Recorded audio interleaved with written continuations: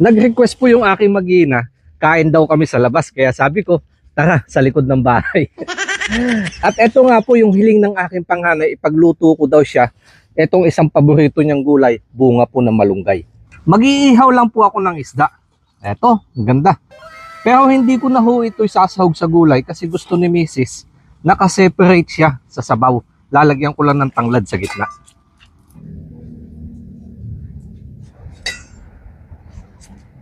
Kamote at saka daming luya.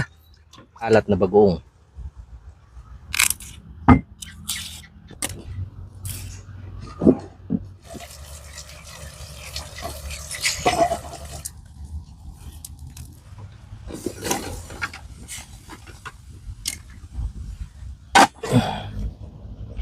Kapag pinisat po natin yan at bumuka, ibig sabihin, yan, luto na. Ito naman po yung ating tilapia.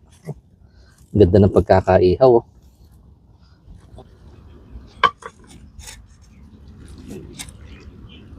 Let's pray.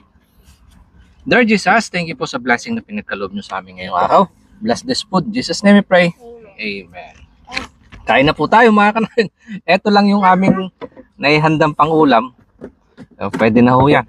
Pinagsama na namin yung aming early breakfast at saka lunch.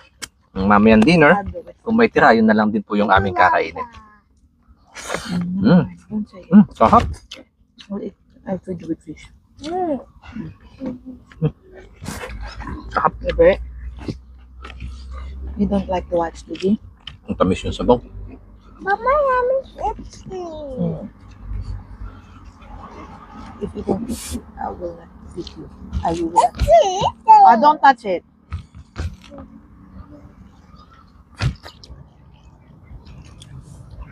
Check the turtle.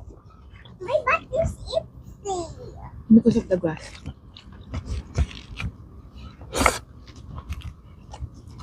Sit down. Ito maliit na to pag dito kami kumakain sa labas, hindi mapakalit. Takbo ng takbo. Sige ha.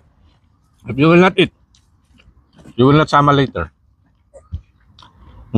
Later, My rice almost finished. No, ate.